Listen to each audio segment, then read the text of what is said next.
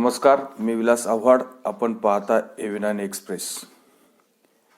मित्रांनो, एखाद्या व्यक्तीवर किती विश्वास ठेवायचा आणि किती नाही, किंवा एखादी व्यक्ती किती खरं बोलते आणि किती खोटं बोलते, किंवा ती खरं जरी बोलत असेल तरी पण कदाचित एखाद्या व्यक्तीवर किंवा त्यांच्या विधानांवर जी गोष्ट त्यांनी सांगितली त्याच्यापेक्षा ते विपरीत वागतात,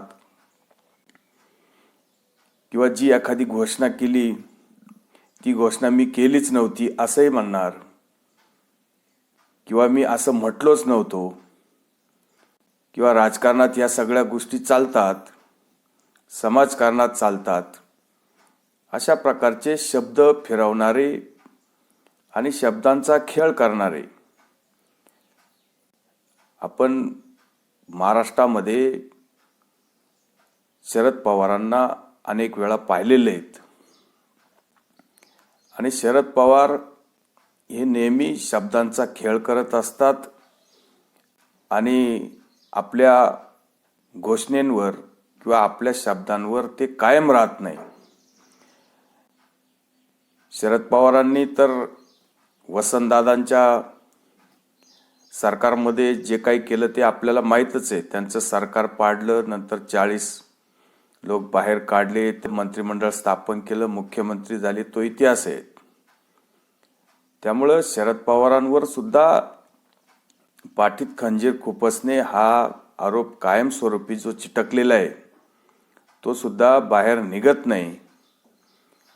त्यावेळच्या मंत्रिमंडळात सुशीलकुमार शिंदे पण त्यांच्याबरोबर होते, पण तो त्यांच्यावर आरोप लागला नाही, पण तो शरद पवारांवर कायमस्वरूपी चिटकून बसला. आता शरद पवारांचं 4-2 दिवसामध्ये विधान की मी कुठलीही निवडणूक आता लढवणार नाही, सार्वत्रिक निवडणूक. याचा अर्थ काय की लोकांमध्ये जाऊन जी काही निवडणूक लढवायची असते प्रत्यक्षरित्या ती मी आता लढवणार नाही. पण हे किती वेळा बोलून झाले त्यांचं.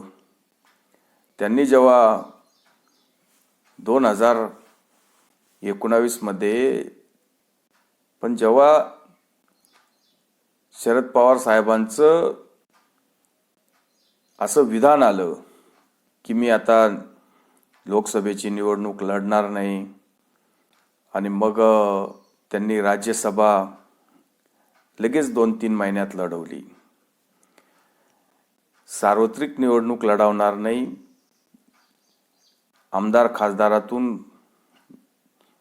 राज्यसभेवर गेले, आणि मग त्या गोष्टीची किंमत राहत नाही. निवडणूक लढवणार नाही म्हणजे कुठलीच निवडणूक लढवणार नाही ते असं कधीच म्हणत नाही.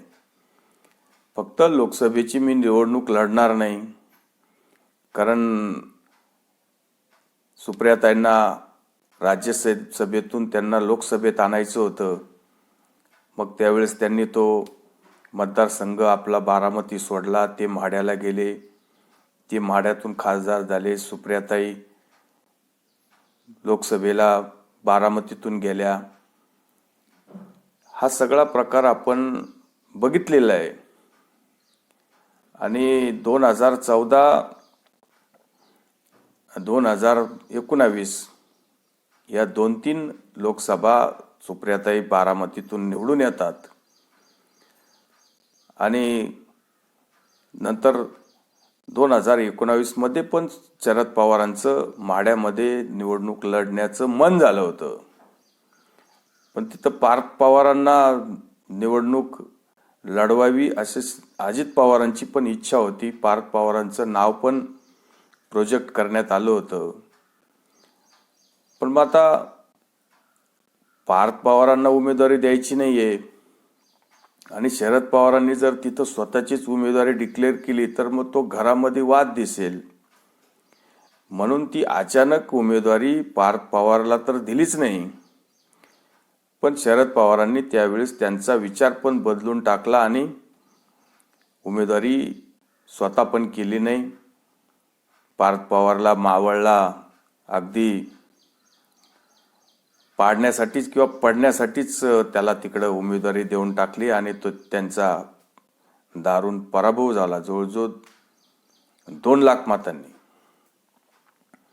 आणि शरद पवार वारंवार शब्द बदलतात. शरद पवारांच्यावर विश्वास किती ठेवायचा हा एक प्रश्नच आहे. कारण ते वारंवार असं बोलतात की धर्मांध शक्तींबरोबर जायचं नाही किंवा आपला देश सेक्युलर आहे, आपण कम्युनल लोकांबरोबर जायचं नाही, सरकार तयार करायचं नाही, हे पण ते वारंवार बोलत असतात. पण 2014 मध्ये शरद पवारांनी न मागताच फडणवीसांना पाठिंबा देऊन टाकला.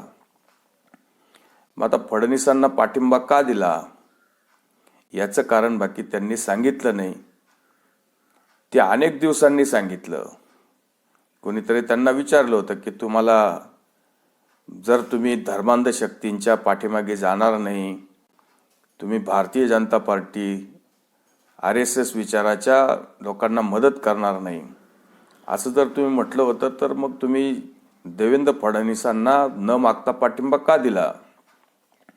तर त्यांनी सांगितलं की मला भारतीय जनता पार्टी आणि शिवसेनेमध्ये दरी निर्माण करायची होती, त्यांचे संबंध खराब करायचे होते, म्हणजेच एक प्रकारे शिवसेनेचं वाटोळं करायचं होतं, यातच ती त्यांची भूमिका होती. पण हे विधानं उद्धव ठाकरेंना कधी समजले नाही.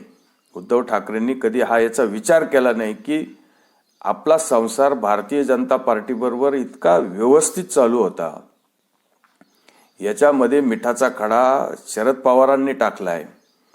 न मागता यांनी 2014 मध्ये फडणवीसांना पाठिंबा दिला आणि आपले आणि भारतीय जनता पार्टीचे संबंध खराब करण्यामध्ये शरद पवारांचा मोठा हिस्सा आहे. तर मग आपण शरद पवारांच्याच मांडीवर जाऊन का बसायचं?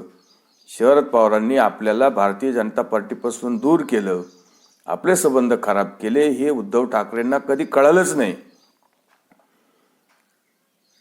आणि मग 2019 मध्ये युती असताना शरद पवारांनी किंवा संजय राऊतांच्या मार्फत जे काही युतीला बहुमत मिळून सुद्धा शरद पवारांनी फक्त लालसेपोटी उद्धव ठाकरेंना भारतीय जनता पार्टीपासून तोडलं. ही गोष्ट अतिशय उद्धव ठाकरेंसाठी, राजकारणासाठी, त्यांच्या पक्षासाठी ही त्यांनी त्यांच्या पायावर मारून घेतलेली कुऱ्हाड आहेत. आणि शरद पवारांना याचं काही दुःख नाहीये. शरद पवार कधी दुःख करणारा व्यक्ती नाही. शरद पवारांनी त्यांच्या आत्मचरित्रात सुद्धा अनेक गोष्टी लिहिल्या आहेत. जेव्हा शिंदेंचं बंड झालं तेव्हाच त्यांनी त्या काही गोष्टी लिहिल्या आहेत की उद्धव ठाकरेंनी अतिशय घाईने जो राजीनामा दिला, तो राजीनामा द्यायची इतक्या घाईने गरज नव्हती.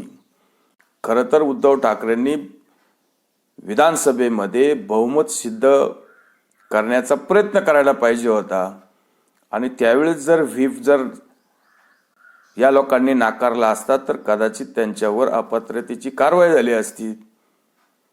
या सगळ्या गोष्टी शरद पवारांनी अगदी स्पष्टपणे आपल्या लोक माझे सांगातीत लिहून ठेवलेले आणि बऱ्याच गोष्टी अजून पण लिहिल्या. त्यांनी असं म्हटलंय शरद पवारांनी की उद्धव ठाकरेंनी ज्या प्रकारचं ते पक्ष चालवतात, म्हणजेच पक्षामध्ये जी भूमिका त्यांची हुकुमशाहीची आहे, मनाला वाटलं त्याला याला काढला, त्याला काढून टाकला, त्याला फेकला, मग हा तालुका अध्यक्ष बदलला, तो जिल्हा अध्यक्ष बदलला, याला घराबाहेर हाकलला, त्याला तुडावला. ही जी त्यांची हुकुमशाहीची जी काही पक्षामध्ये त्यांचं जे काही एकंदरीत पक्ष चालवण्याची पद्धत आहे ती अतिशय चुकीची आहे, किंवा ती चुकीची जरी असली तरी पण तुम्ही पक्ष ज्या पद्धतीने चालवतात त्या पद्धतीने तुम्ही सरकार किंवा राजकारण नाही करू शकत. तुम्ही घटनेची शपथ घेतल्यावर तुम्ही सरकारमध्ये आहात, तुम्हाला सरकारच्याच नियमामध्ये तुम्हाला जावं लागेल, सरकारने घालून दिलेले नियम तुम्हाला पाळावे लागेल. या सगळ्या गोष्टी अतिशय महत्त्वाच्या शरद पवारांनी त्यांना सांगितलंय, पण उद्धव ठाकरेंना त्या कधीच कळाल्या नाही. आणि वारंवार शरद पवार त्यांना सांगतात की तुम्ही कोणावर किती विश्वास ठेवायचा. शरद पवारांचे अनेक विधान आहेत की ते आरसा दाखवलेला आहे, हे कधीच उद्धव ठाकरेंना समजले नाही. आणि भारतीय जनता पार्टी बरोबर अनेक वेळा शरद पवारांनी सुद्धा हातमिळवणी करण्याचा प्रयत्न केला. हा केवळ फक्त शरद पवारांना, उद्धव ठाकरेंना संपवायचं होतं, उद्धव ठाकरेंची शिवसेना संपवायची होती. हा हेतू त्यांचा एकमेव आहे. पण हे उद्धव ठाकरेंना कधीच समजलं नाही. आपल्याला यातून असं सांगायचं की शरद पवार जेव्हा या गोष्टी सांगतात की मी याची घोषणा केली, मी आता सार्वत्रिक निवडणूक लढणार नाही, पण 2 महिन्यांनी बाकी लगेच एखादी निवडणूक लढवून मोकळे होतात, हिंदुत्वाबरोबर जाणार नाही, भारतीय जनता पार्टीला पाठिंबा देऊन मोकळे होतात. मुळात शरद पवारांनी जेव्हा विदेशी व्यक्ती भारताची पंतप्रधान होऊ शकत नाही किंवा होऊ द्यायची नाही म्हणून सोनिया गांधींना विरोध करून काँग्रेसमधून बाहेर पडून जेव्हा त्यांनी स्वतःचा पक्ष तयार केला आणि 6 महिन्यात काँग्रेस बरोबर सत्तेत जाऊन बसले, त्यामुळं शरद पवारांवर किंवा त्यांच्या विधानांवर किती विश्वास ठेवायचा हा मोठा प्रश्न आहे.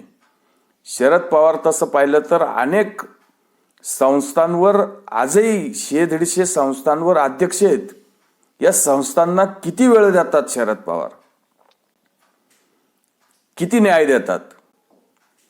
या सगळ्या संस्थांमध्ये ते अध्यक्ष असल्यावर या संस्थांमध्ये असलेल्या मिटिंगांमध्ये ते हजर राहून नेमकं या संस्थांचं काय विकास करतात ते आपल्याला कळत नाही. शरद पवार कितीही म्हटले की मी आता निवडणूक लढणार नाही, पण शरद पवारांच्या या कुठल्याही विधानावर आपण विश्वास ठेवू शकत नाही. कदाचित शरद पवार येणारी लोकसभा सुद्धा निवडणूक लढवू शकतात. कदाचित ते परत क्रिकेट खेळायला मुंबई असोसिएशनच्या निवडणुकीमध्ये उभं राहू शकतात, एखाद्या ग्रंथालयाची निवडणूक लढू शकतात. शरद पवार हा एक ग्रंथ आहेत आणि शरद पवारांवर किती विश्वास ठेवायचा हा जनतेने ठरवायचा. कारण शरद पवारांचे वारंवार बदलते विधानं, या अजित पवारांनी सुद्धा काल परवा सांगून टाकलं की तुम्हाला शिवसेनेबरोबर सरकारमध्ये जायचंय किंवा तुम्ही महाविकास आघाडी तयार केली, शिवसेनेला फोडलं. तुम्ही तर त्यावेळेस सांगितलं होतं की आपण या धर्मांध शक्तींबरोबर किंवा अशा प्रकारच्या कम्युनल पक्षांबरोबर आपण अलायन्स करू शकत नाही. मग तुम्ही शिवसेनेबरोबर जाता, तर मग आम्ही भारतीय जनता पार्टी बरोबर गेलं तर काय चूक केली. अशा गोष्टी या वारंवार बदलल्या.